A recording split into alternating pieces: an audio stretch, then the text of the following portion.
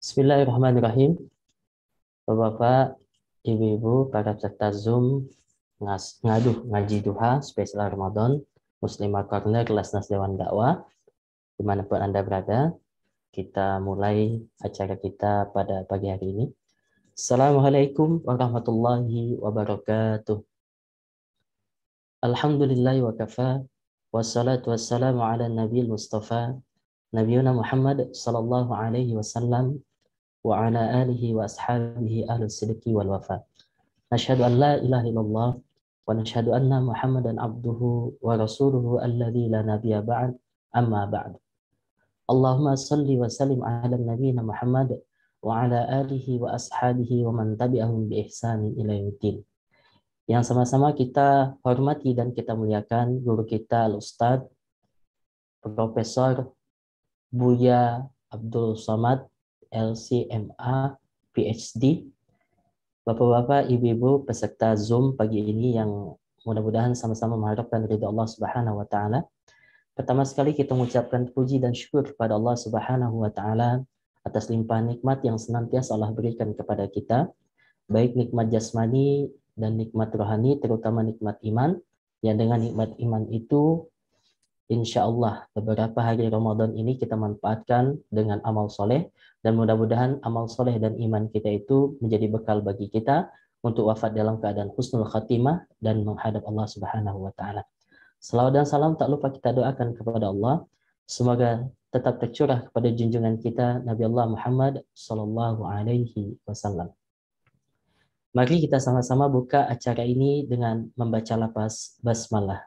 Bismillahirrahmanirrahim. Untuk lebih afdolnya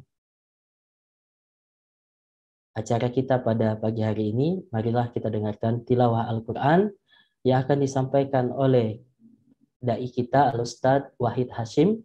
Kepada beliau waktu dan tempat dipersilahkan.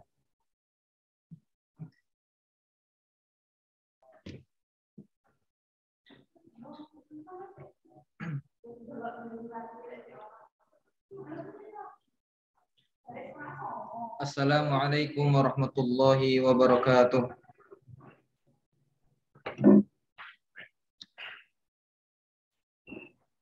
A'udzu billahi minasy syaithanir rajim.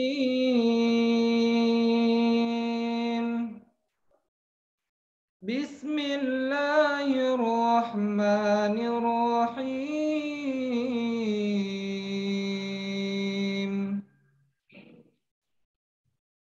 Ya ayyuhalladzina amanu kutiba alaikumus syiyam kama kutiba alal ladzina min qablikum la'allakum tattaqun. Ayyaman ma'dudat, faman kana minkum maridan aw ala safarin fa'iddatun min ayyamin ukhar.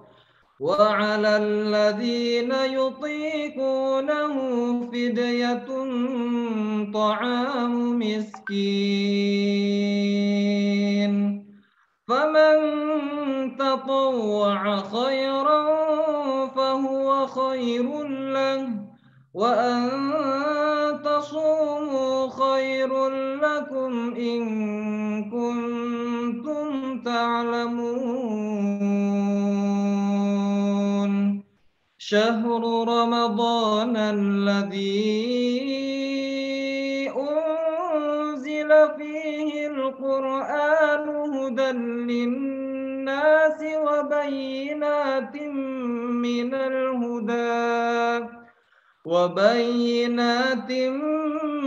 من الهدى والفرقان فمن شهد منكم الشهر فليصمه ومن كان مريضا أو على سفر فعدة من أيام أخر يريد الله بكم اليسر ولا يريد بكم العسر ولتكملوا العدة ولتكبروا الله على ما هداكم ولعلكم تشكرون وإذا سألك عبادي عني فإني قريب أجيب دعوة الداع إذا دعان فليستجيبوا لي وليؤمنوا بي لعلهم يرشدون صدق الله العظيم السلام عليكم ورحمة الله وبركاته. Waalaikumsalam warahmatullahi wabarakatuh. Allahumma arhamna bil Qur'an. Semoga Allah Subhanahu wa taala merahmati kita dengan Al-Qur'an. Mudah-mudahan yang membaca dan juga yang mendengarkan mendapatkan pahala di sisi Allah Subhanahu wa taala, dan mudah-mudahan dapat kita jadikan petunjuk dan tadabbur untuk kehidupan kita sehari-hari. Bapak Ibu yang dirahmati Allah Subhanahu wa taala, izinkan saya memperkenalkan diri. Nama saya Ahmad Robiansa Al-Faisal selaku MC pada pagi hari ini. Acara kita pada pagi hari ini terdiri dari beberapa sesi. Nanti setelah ini kita akan langsung mendengarkan ceramah dari guru kita Al-Ustadz Abdul Somad. Kemudian setelah itu akan dilanjutkan dengan tanya jawab. Maka dari itu silakan dipersiapkan dari sekarang kalau ada yang ingin ditanyakan kepada guru kita Ustadz Abdul Somad. Jadi dapat ditanyakan melalui chat yang tersedia di link Zoom ini. Nanti pertanyaannya akan diseleksi oleh host kita, dan pertanyaan yang saya bacakan nantilah yang akan dijawab oleh Al-Ustadz Abdul Somad. Jadi silakan dipersiapkan pertanyaannya, silakan dikirimkan nanti ke dalam chat yang telah disediakan. Insya Allah pada pagi hari ini yang akan mengisi materi kita, tausiah kita, tentu sudah tidak asing lagi di tengah-tengah kita, guru kita Al-Ustadz Profesor Haji Abdul Somad LC, DESA PhD. Nah, jadi beliau ini adalah dai yang sangat familiar. Di Instagram saja 6,2 juta pengikut. Di YouTube saya lihat ada 2,6 juta subscriber yang mengikuti Ustadz Abdul Somad. Tapi walaupun malah melintang di dunia media sosial, Ustadz Abdul Somad juga rajin ikut ke pedalaman, khususnya bersama dai-dai Dewan Dakwah Islamiyah Indonesia. Kami pun juga beberapa kali bersama beliau pergi ke suku Talang Mama, dan juga terakhir kita berangkat ke Timor Leste. Maka dari itu kita sapa guru kita pada pagi hari ini. Assalamualaikum Ustadz. Apakah Ustadz Abdul Somad sudah bergabung? Bismillahirrahmanirrahim. Assalamualaikum warahmatullahi wabarakatuh. Alhamdulillah wassalatu wassalamu ala Rasulillah wa ala alihi wa sahbihi wa man tabi'ahu wa mawalah. Sama-sama kita hormati guru-guru kita, alim ulama di keluarga besar Laznas Dewan Dakwah, beserta semua jamaah yang mengikuti program kajian kita pada pagi Ramadan. Tema kita kunci menggapai keberkahan Ramadan. Berkah sudah jadi bahasa Indonesia. Ada yang menyebutnya berkah, ada yang menyebutnya semoga barokah. Secara bahasa artinya adalah onta yang turun ke tanah. Misalnya saya punya tanah, sahabat punya tanah, jamaah punya tanah. Tanah kita ini sama, tapi ada onta yang turun ke tanah saya. Otomatis tanah saya ini lebih baik. Kenapa? Karena kalau ada onta yang datang ke tanah saya, maka dapat susu onta, dapat daging onta, dapat tulang onta, dapat, mohon maaf, kotoran onta untuk pupuk. Jadi maka barokah selalu diartikan ziyadatul khair. Ada tambahan kebaikan. Kita sama-sama punya tanah, tapi tanah saya lebih baik. Itu asal kata barakah, ya beruku. La ya beruku ahadukum kama ya berukul ibilu. Janganlah kamu turun seperti turunnya onta. Jadi secara bahasa, apa hubungan turunnya onta dengan barokah? Karena kalau onta turun di tanah kita, ada tambahan kebaikan. Barokah juga diambil dari kata birkah, yaitu kolam. Saya punya tanah, Ustadz punya tanah, jamaah punya tanah. Tapi tanah saya ada kolamnya. Itu tanah itu ada ziyadatul khair, ada tambahan kebaikan. Karena kalau di tanah saya ada kolam, otomatis pas hujan turun nampung air, ada ikannya, ada tanam-tanaman yang tumbuh. Kalau di gurun pasir, siapa yang punya kolam air itu oase. Hewan-hewan akan datang, burung-burung akan minum, ikan menjadi sebuah ekosistem alam yang cantik, pemandangan indah, dan dapat memenuhi segala keperluan. Ini secara bahasa kata barokah. Adapun secara istilahnya adalah ziyadatul khairi, adanya tambahan-tambahan kebaikan yang membuat orang yang mendapatkan kebaikan itu menjadi lebih baik secara agama. Karena ada juga secara ekonomis dia baik, rezekinya banyak, tapi pakai narkoba. Secara umur dia sehat, umurnya panjang, tapi justru buat maksiat. Itu bukan barokah. Jadi kita sudah paham. Lalu bagaimana dengan penggunaannya dalam Al-Quran? Nabi Isa menyebut dirinya wa mubarakan ainama kuntu. Saya ini dimanapun saya berada selalu ada barokah, ada keberkahan-keberkahan. Selalu ada tambahan kebaikan. Abdul Somad ada, Ustadz ada, tapi ada Nabi Isa di situ. Dia lebih baik. Kenapa? Karena Allah berikan dia kebaikan, sehingga sekelilingnya mendapat kebaikan, keberkahan. Misalnya yubri'ul akmaha wal abroso, dia bisa menyembuhkan orang penyakit kusta, sakit lumpuh, wa yuhyil mauta, bisa menghidupkan orang mati, tapi bukan dia. Itu bisanya itu dari Allah. Biiznillah, karena izin Allah. Bukan dianya Allah, dia manusia, dia bukan Allah. Lalu kemudian tentang Masjidil Aqsa. Subhanalladzi asra bi'abdihi lailan minal masjidil haram ilal masjidil aqsa alladzi barakna haulah. Sekelilingnya kami berikan keberkahan. Ada kelebihan-kelebihan kebaikan yang tidak dimiliki oleh daerah lain. Nabi-nabi hijrah ke sana. Nabi Ibrahim dari Babilonia ke Palestina, Nabi Musa dari Mesir ke Palestina, Nabi Isa memang dia lahir dan besar di Palestina, Nabi Muhammad SAW dari Masjidil Haram ke Palestina, lalu kemudian ke Sidratul Muntaha. Jadi kebaikan. Nah, kita kalau makan, kita ingin ada kebaikan dalam makanan itu, maka kita minta barokah. Allahumma barik lana bima razaqtana wa qina adzabannar. Kalau kita melihat ada orang nikah, kita ingin orang nikah itu punya kebaikan lebih dari orang lain. Maka kita ucapkan barakallahu lakuma wa baraka alaikuma wa jama'a bainakuma fi khair. Anaknya lahir, kita ingin anaknya itu punya kebaikan lebih dari anak-anak yang lain. Barakallahu laka fil mauhub wa syakartal wahib wa ruziqta birrahu wa balagha asyuddahu.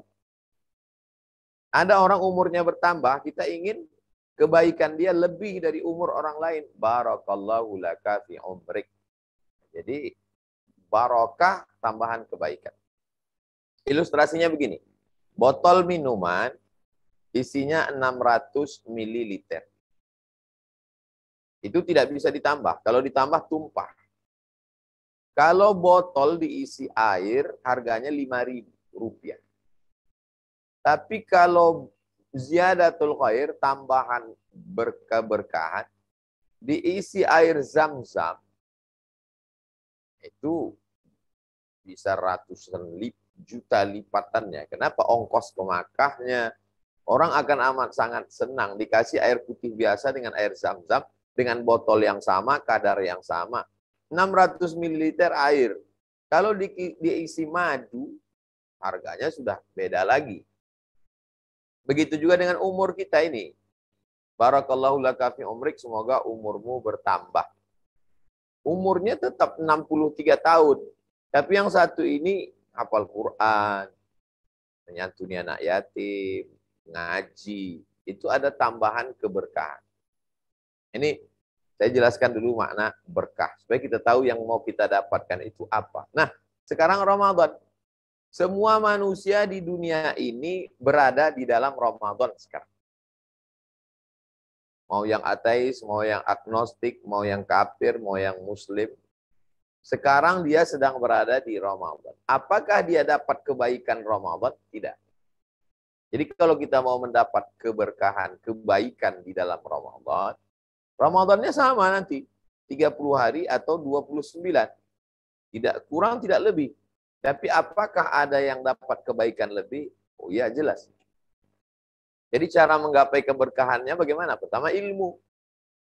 Sebab kalau kita tidak tahu ilmu berkah ini, ya kita cuek-cuek aja. Mahasiswa beda perlakuannya kepada rektor. Yang satu datang cium tangan, hormat, takzim. Tapi yang satu cuek aja. Kenapa? Mahasiswa yang hormat, cium tangan, takzim. Ini mahasiswa lama yang sudah tahu ini rektor. Mahasiswa baru cuek aja. Malah dia tanya, siapa itu tadi? Itu tadi Pak Rektor. Apa? Oh, ternyata itu Pak Rektor. Kenapa yang baru ini tidak hormat? Tidak tahu. Itulah pentingnya tahu. Mencari tahu. Apa itu Ramadan? Itulah makanya kajian-kajian itu ikut. Jadi yang pertama, cara meraih keberkahan Ramadan adalah tahu dulu. Ada ilmu tahunya. Karena orang yang tidak tahu, dia akan tidak, bagi dia tidak, bukan sesuatu yang spesial.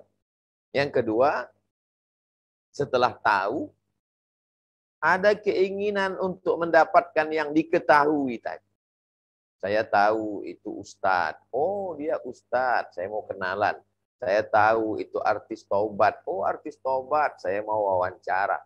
Saya tahu dia itu rektor. Oh, saya mau minta tolong. Saya tahu dia itu pejabat. Ada keinginan untuk mendapatkan apa yang ada di dalam Ramadan.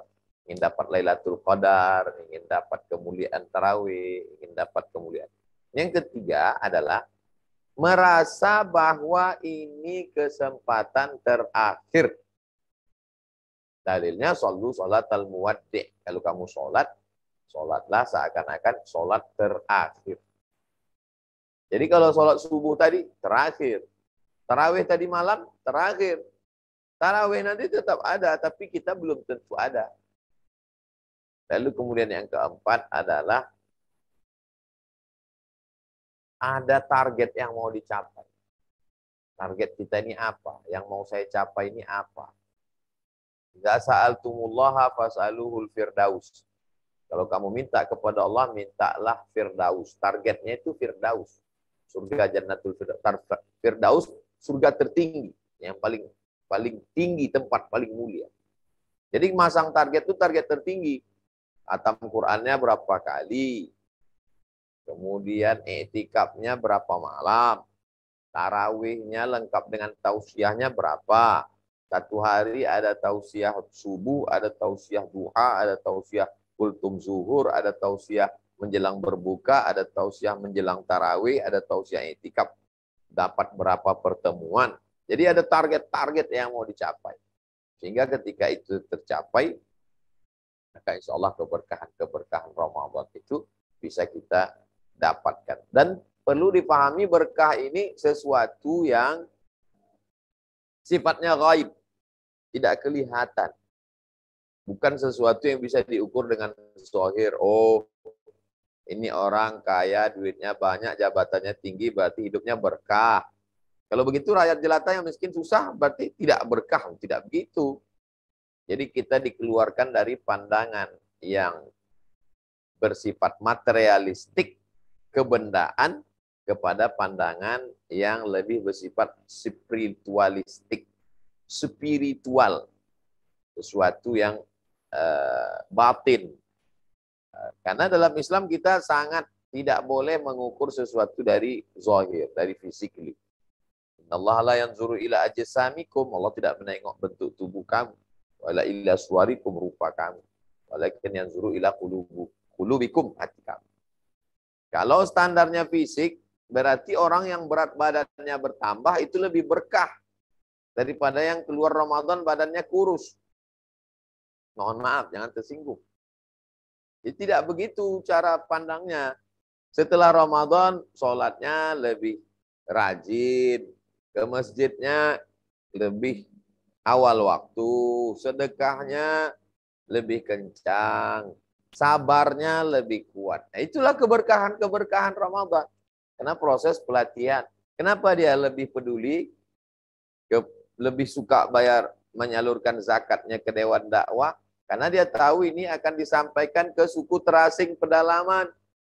Suku Talang Mama, suku Akit, suku Laut, anak dalam, suku Kubu, saudara-saudara kita di timur. Karena dia sudah tahu hakikat hawa nafsu. Setiap sore, semua mau dia makan, semua mau dia minum. Tapi ternyata begitu azan maghrib berkumandang, hawa nafsu itu tidak ada apa-apanya. Ingin sepatu mahal setelah dimiliki malah diinjak. Ingin baju mahal setelah dimiliki terasa nggak ada apa-apanya. Ingin mobil mahal setelah dimiliki, cantik, indah sebelum dimiliki. Maka kalau kita sudah tahu hakikat hawa nafsu, kita melihat dunia ini ya seperti setengah sayap nyamuk saja, tak ada apa-apanya. Man arafat dunia hanan alai. Siapa yang tahu hakikat dunia, maka dunia ini ringan bagi dia, tak ada apa-apanya. Di Ramadan inilah kita diingatkan tentang itu. 30 malam dia di tarawih, witir, ayatnya panjang. Proses pembiasaan diri, keluar dari Ramadan, keberkahan-keberkahan itu dia dapatkan. Berkah awal bangun malam karena sahur. Berkah sholat ke masjid, subuh berjamaah, zuhur berjamaah, asar berjamaah, maghrib berjamaah, isya berjamaah, tarawih berjamaah. Membiasakan diri iktikaf berlama-lama di dalam masjid. Berbagi, buka puasa, sedekah, wakaf, infak, zakat. Karena harta sudah tidak bersarang dalam hatinya. Memupuk kepedulian sosial, cerdas emosional, tidak suka ngamuk-ngamuk, marah-marah, karena di bulan puasa zat gulanya rendah, emosinya naik, lapar, tapi dia dilarang untuk marah. Cerdas secara emosional, matanya terkontrol, telinganya, otaknya. Merasakan muraqabatullah, perhatian Allah, karena sedang puasa itu semuanya takut. Takut lihat, takut dengar, takut langkah, takut pegang, takut mikir, takut suuzon, dan lain sebagainya. Jadi saya kira sebagai pengantar dialog kita sudah masuk jam 8.30, setengah jam lebih kurang materi, dengan lambat juga tadi kita mulai. Kemudian kita lebih banyak interaktif. Demikian Al-Mukarram, Ustaz, jazakumullah khairan. Saya kembalikan ke moderator kita. Assalamualaikum warahmatullahi wabarakatuh. Waalaikumsalam warahmatullahi wabarakatuh. Terima kasih Buya atas tausiah yang disampaikan. Tadi ada beberapa poin terkait dengan bagaimana kita memanfaatkan bulan Ramadan ini untuk menambah kebaikan pada diri kita. Di antaranya harus memiliki ilmu, kenal dengan Ramadan. Kemudian ada jadikan Ramadan ini sebagai Ramadan terakhir, dan harus ada target dari kita ketika kita keluar dari bulan Ramadan ini. Selanjutnya kita akan lanjutkan dengan sesi tanya jawab. Jadi silakan kepada Bapak Ibu peserta Zoom yang pada pagi hari ini ingin bertanya kepada Al-Ustadz, guru kita Ustadz Abdul Somad LCMA PhD, silakan dituangkan di dalam pesan yang ada di Zoom ini. Nanti akan dipilih oleh tim kita. Nah, selanjutnya kita akan saksikan bersama-sama video dakwah pedalaman, termasuk juga bersama dengan guru kita Al-Ustadz Abdul Somad ketika kita masuk di beberapa wilayah pedalaman di Indonesia. Silakan host ditampilkan videonya.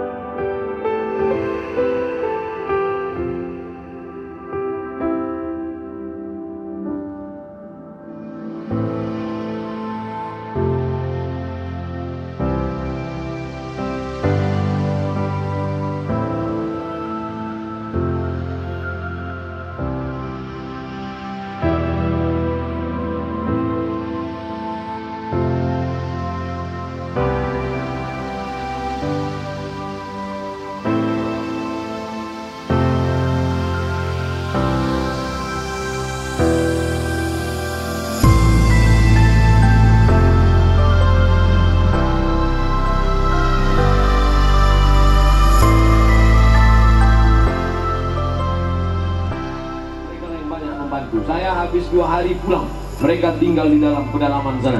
Bayangkan, 5 jam dari sini darat, 7 jam sampai ke dalam, mereka tinggal di dalam. Kita doakan mereka istiqomah insya Allah. Kita lepas mereka dengan bismillah. Allahu Akbar. Allahu Akbar. Allahu Akbar. Jarak yang ditempuh ke pedalaman Dusun Ngoyo lebih kurang 60 kilo atau dalam waktu 7 jam. Dan perjalanan itu sangat mengesankan. Di sana terdapat banyak lumpur-lumpur, becek, dan banyak juga batu-batu yang ada di jalan di sana. Pernah terjadi pembunuhan di tetangga kampung, namun mereka tetap semangat dalam belajar di sini. Barang-barang kita sering hilang, terutama kita waktu jemur gitu. Di sarung 6 tinggal 1. Mereka sudah mulai ceria ya, sudah mulai ngaji, sudah mulai ketawa-ketawa, bahkan mulai semangat kembali insya Allah. Pada tahun 86 kita buat Yayasan Al-Ma'hadul Islami, Kesantri Pertanian ini, atas restu Allah Yarham Muhammad Natsir, Ketua Dewan Dakwah Pusat. Ketika anak-anak belajar, yaitu nggak ada lampu dan susah untuk beli buku dan alat tulis lainnya, kemudian yaitu sinyal untuk komunikasi yaitu juga nggak ada di sini. Waktu saya datang ke sini itu saya harus berjalan kaki sekitar paling sedikit 12 kilo. Selokan ada di tengah jalan yang harus kita lewati setiap hari kadang dalam mengajar atau mengisi taklim. Jauhnya mereka dari sumber informasi Islam. Penduduknya yang mayoritas Muslim, namun sangat memprihatinkan. Mereka di sini belajar hanya kelas 1 sampai kelas 3 saja. Coba aja lihat tanahnya. Jadi yang tumbuh di sini cuma jagung juga kurang bagus. Dan jangan bisa bayangkan sayur 5 hari itu kan dari pertama mungkin di Mogiri sudah agak kering, terus hari pertama dipanggang semakin kering, hari keempat, kelima apalagi. Cuma walaupun Cigelis yang namanya Ci itu air, ketika terjadi kemarau itu susah air juga. Bahkan masyarakat situ pun kalau mencari air 15 kilo, 10 kilo sampai 15 kilo ke bendungan Karangates. Saya tidak mandi selama 1 minggu gitu. Jadi memang dikarenakan di sini itu airnya itu langka dan memang mahal. Memikirkan bagaimana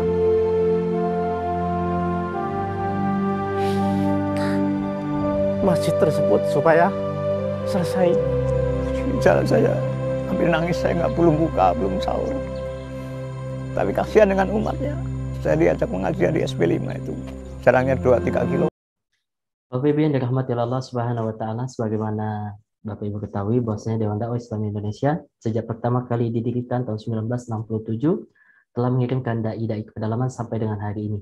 Dai-dai yang dikirimkan ke pedalaman alumni Sekolah Tinggi Ilmu Dakwah Muhammad Natsir, mereka harus bertugas 2 tahun masuk ke dalam hutan, tinggal di dalam hutan, membina masyarakat yang ada di pedalaman Nusantara. Kalau saya tanya kepada bapak-bapak dan ibu-ibu yang mungkin hadir pada Zoom ini, apakah bapak-bapak, ibu-ibu bersedia untuk dakwah di pedalaman 2 tahun?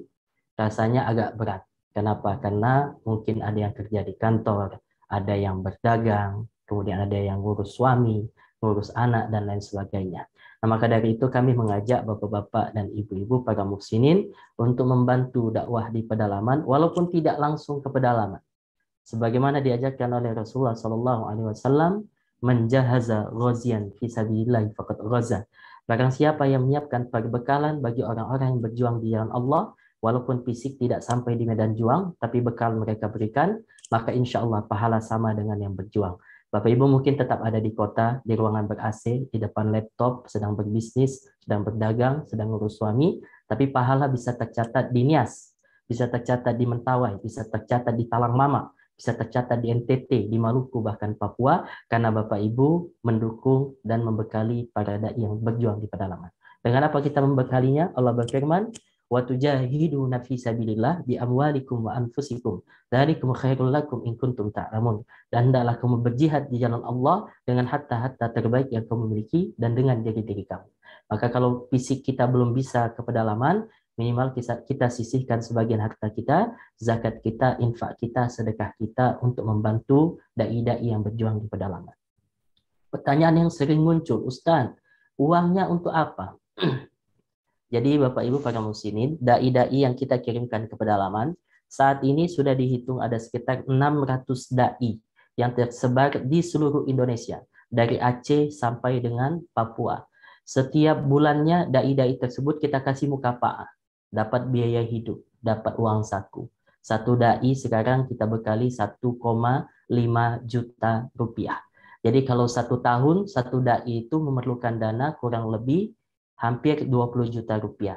Saat ini ada 600 dai yang sedang berjuang di pedalaman, kali 1,5 juta. Jadi setiap bulan itu kurang lebih Dewan Dakwah mengirimkan dana 900 juta untuk 600 dai yang berjuang di pedalaman Nusantara. Nah, maka Bapak-bapak, Ibu-ibu yang mungkin Allah titipkan harta lebih kepada Bapak Ibu, bisa ikut membantu dakwah di pedalaman, dapat pahala sama dengan yang didapatkan oleh dai di pedalaman Nusantara, walaupun tidak ke pedalaman. Bagaimana caranya Pak Ustadz? Saya kirim 1,5 juta per bulan. Jadi 1,5 juta per bulan selama 12 bulan, berarti Bapak Ibu telah turut berdakwah di pedalaman selama 1 tahun. Ustadz, saya belum mampu Pak Ustadz untuk membiayai 1,5 juta. 1 juta bagaimana? Boleh, 1 juta silahkan. Atau ada 3 orang, 500.000, 500.000, 500.000.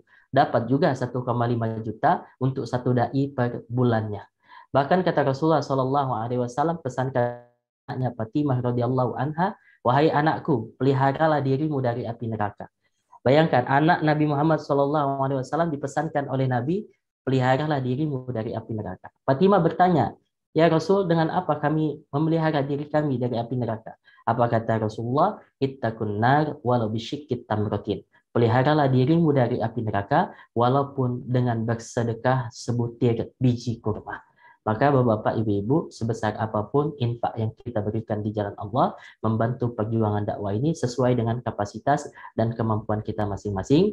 Yang jelas Allah berfirman, lan tanalul birra hatta tunfiqu mimma tuhibbun. Sekali-kali kalian tidak akan mendapatkan kebaikan yang sempurna sampai menginfakkan harta yang paling kalian cintai di jalan Allah Subhanahu wa taala. Jadi silakan Bapak, Ibu-ibu, para muslimin yang tergabung di dalam Zoom ini yang ingin sama-sama dakwah di pedalaman, silakan berinfak, berzakat, bersedekah di nomor rekening yang telah disediakan di Zoom ini. Kalau mau tanya terkait dengan nomor kontak dan lain sebagainya, mungkin nanti host akan sertakan nomor kontak untuk konfirmasi. Ustadz, saya mau ikut 100.000 tiap bulan. Ustadz, saya mau 500.000. Ustadz, saya mau 1 juta.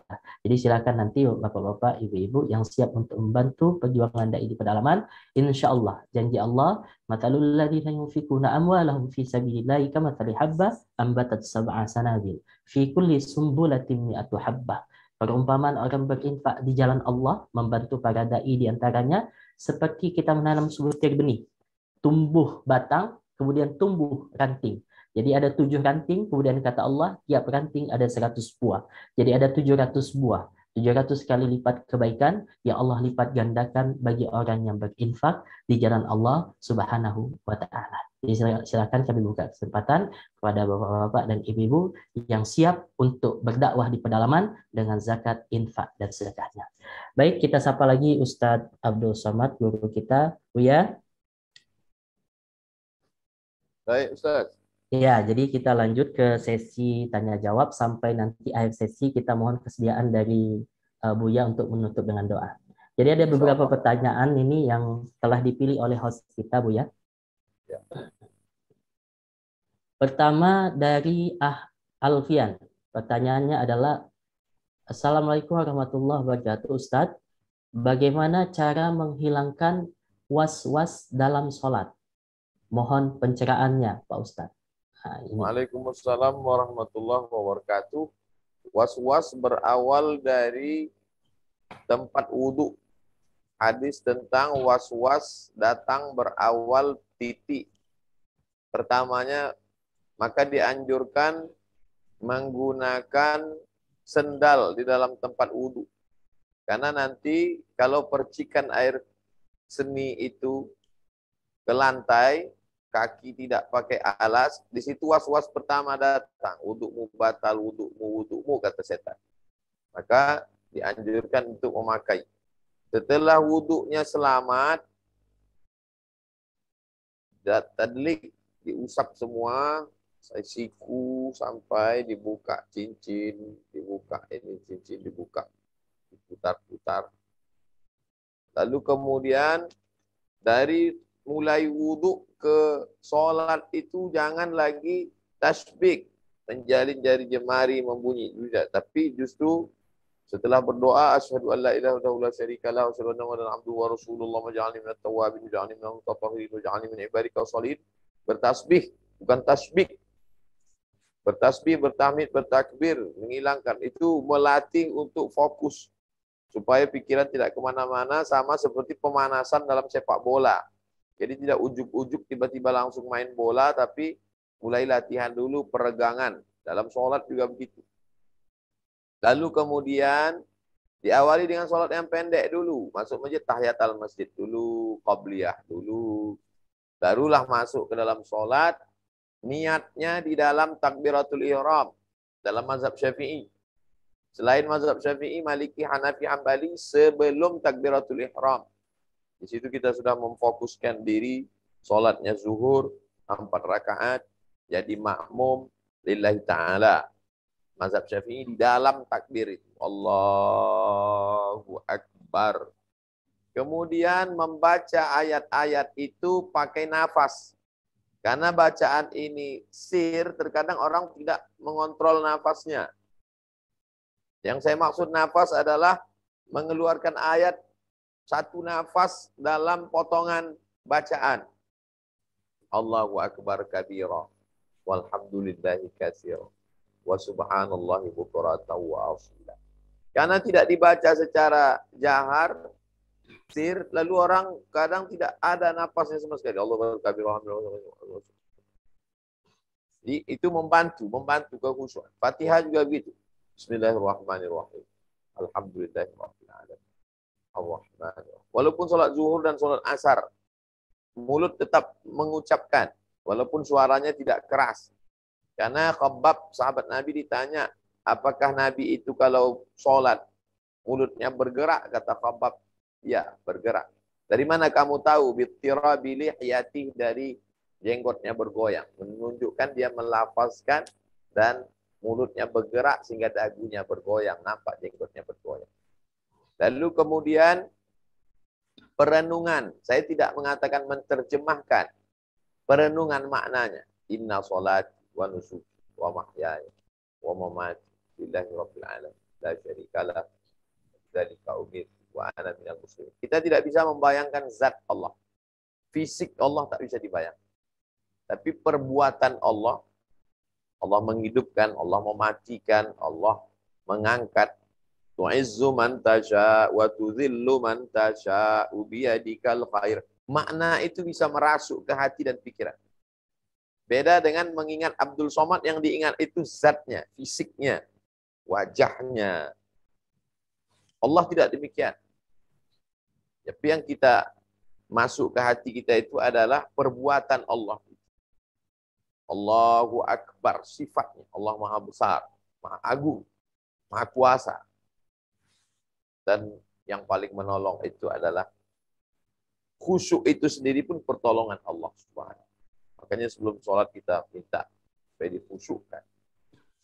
Meminta supaya dijauhkan dari bisikan-bisikan. A'udzu birabbin nas, malikin nas, ilahin nas, min syarril waswasil khannas, alladzi yuwaswisu fi sudurin nas minal jinnati wan nas.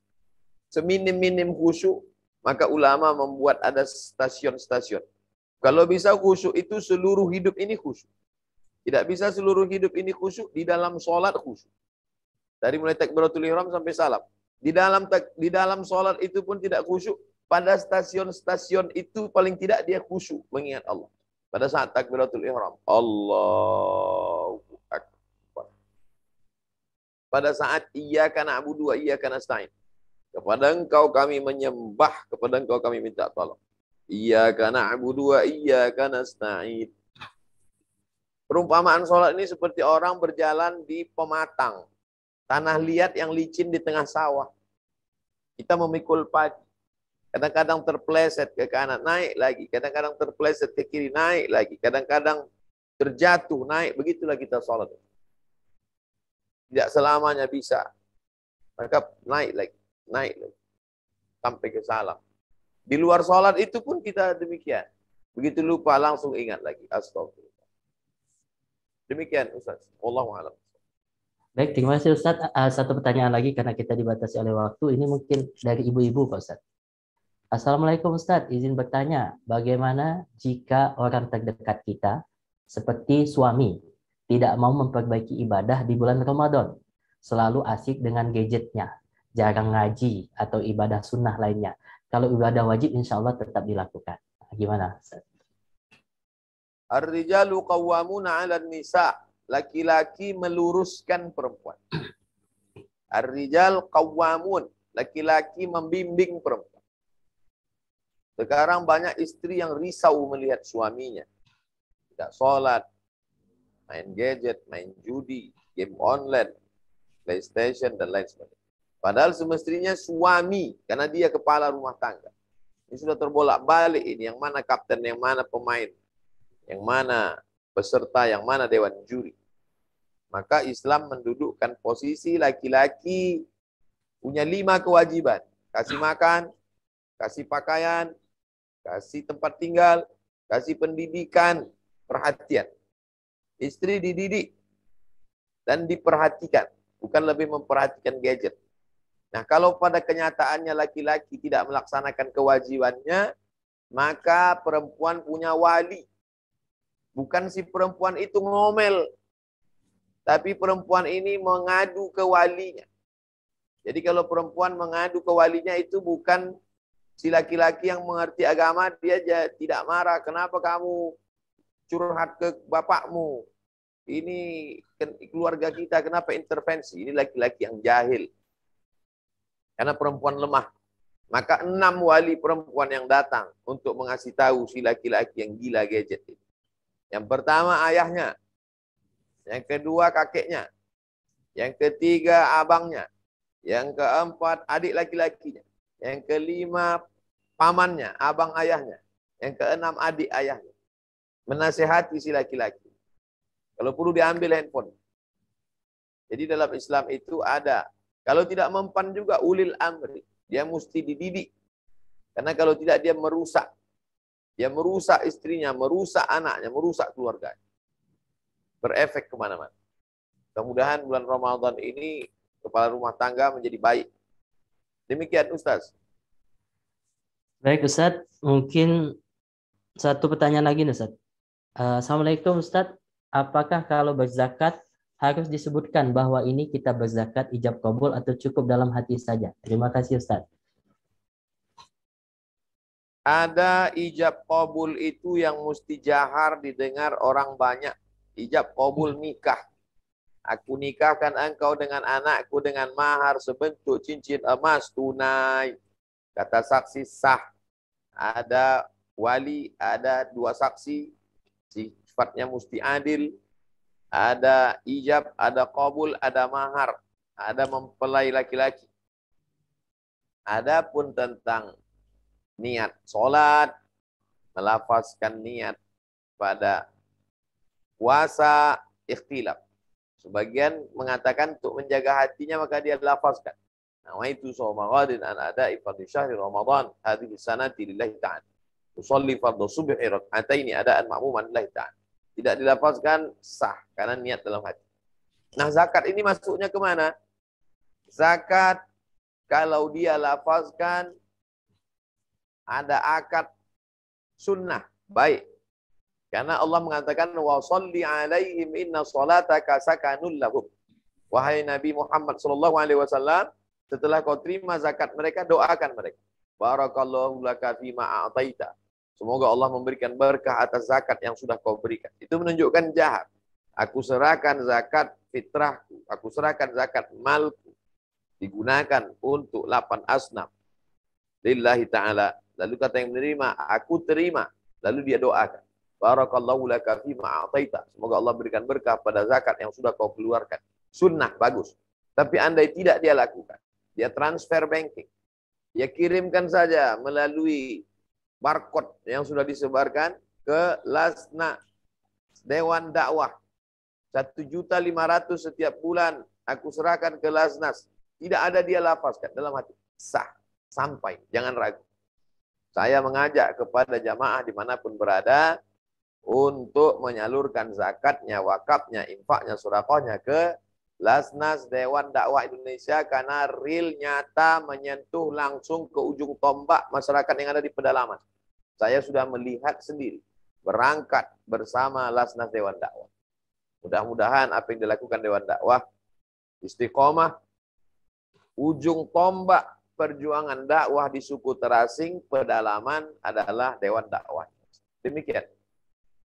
Baik, terima kasih Ustadz. Karena waktu yang membatasi, kami mohon maaf kepada Bapak Ibu yang telah memberikan pertanyaan.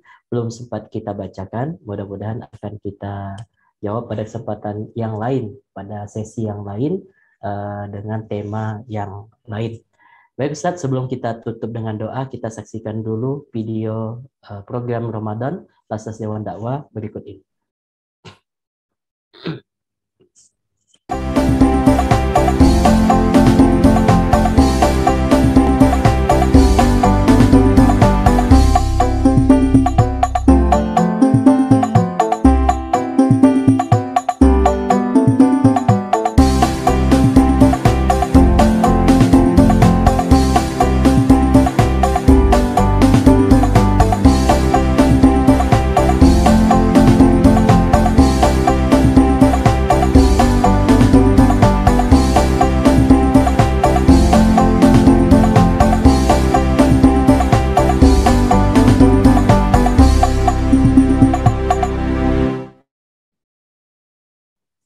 Baik Ustadz, mungkin tambahan sedikit Ustadz sebelum ditutup dengan doa, ajakan untuk para muslimin membantu program Ramadan yang tadi ditayangkan. Ada beberapa program Ustadz di Ramadan tahun ini, diantaranya paket untuk guru ngaji, kemudian juga anak yatim dan beberapa paket yang lain Ustadz. Assalamualaikum warahmatullahi wabarakatuh. Saya mengajak jamaah dimanapun berada untuk berkontribusi mensupport program-program Ramadan secara khusus yang diselenggarakan oleh Lasnas, Lembaga Amil Zakat Nasional Dewan Dakwah Indonesia, pengadaan paket untuk guru mengaji di suku terasing pedalaman, serta program-program dakwah lainnya yang diselenggarakan oleh Lasnas Dewan Dakwah Indonesia. Saya ikut bersama Lasnas Dewan Dakwah Indonesia, terjun langsung ke suku pedalaman, dan meminta bantuan ketika saya masuk ke kampung-kampung, ke hutan-hutan, ke pulau-pulau, meminta pengiriman dai-dai ke Lasnas Dewan Dakwah Indonesia. Mudah-mudahan apa yang dilakukan Lasnas Dewan Dakwah Indonesia mensupport dakwah pedalaman yang jarang diperhatikan, diberikan Allah kekuatan zahir dan batin, dan jamaah dimanapun berada jangan sampai ketinggalan. Man jahaza ghazian faqad ghaza. Siapa yang menyiapkan alat-alat perang, maka sesungguhnya dia sudah ikut jihad fisabilillah. Kita yang belum mampu masuk ke pedalaman, belum mampu dipukul ombak di pas gelombang sampai ke pulau-pulau, belum sanggup tinggal di hutan-hutan, maka mari kita support melalui transfer kita ke Lasnas Dewan Dakwah Indonesia. Berkah selalu, terima kasih. Wassalamualaikum warahmatullahi wabarakatuh. Waalaikumsalam. Tapi dulu Ustaz ditutup dengan doa Ustaz.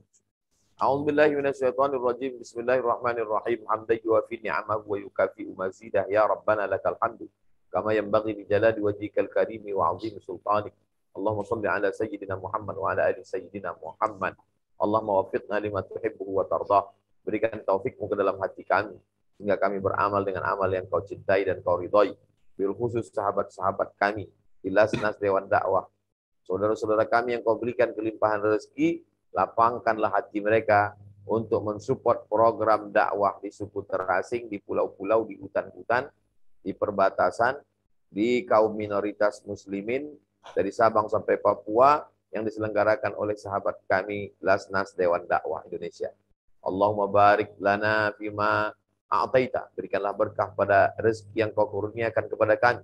Wa barik lana fi ahlina wa auladina wa amwalina. Berikan berkah pada anak cucu keturunan kami, generasi muda kami, harta benda kami, hingga menjadi amal ibadah untuk kami. Rabbana taqabbal minna, terima segala amal kami ini ya Allah. Innaka antat tawwabur rahim. Engkau Maha taubat, Maha menerima kasih dan sayang. Rabbana ja'alna minal ladzina yastami'una al-qaula fayattabi'una ahsanah. Jadikan kami orang-orang yang mendengarkan ucapan yang baik lalu mengiringinya dengan amal yang baik. Allahumma ftah lana futuhal arifin. Bukakan pintu hati kami untuk beramal. Allahumma rzuqna rizqan halalan thayyiban mubarakan fi. Berikan kami rezeki yang halal barakah supaya kami dapat berzakat, berwakaf, berinfak dan bersedekah mensupport dakwah. Rabbana atina fid dunya hasanah wa fil akhirati hasanah wa qina adzabannar. Wassallallahu ala sayyidina Muhammad wa ala alihi wasallam walhamdulillahi rabbil alamin. Amin ya rabbal alamin. Terima kasih jazakallah khairan katsiran kami ucapkan kepada guru kami Buya Profesor Haji Ustadz Abdul Samad LCMA yang telah menyampaikan tausiah pada pagi hari ini.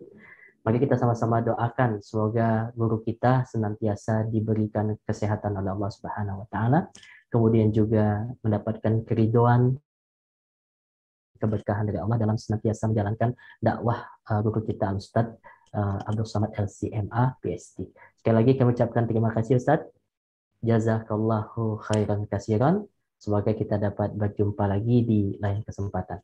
Saya selaku MC pada kesempatan yang berbahagia ini, jikalau dalam memimpin acara ini terdapat banyak kesalahan di sana sini, saya mohon maaf kepada Allah, saya mohon ampun.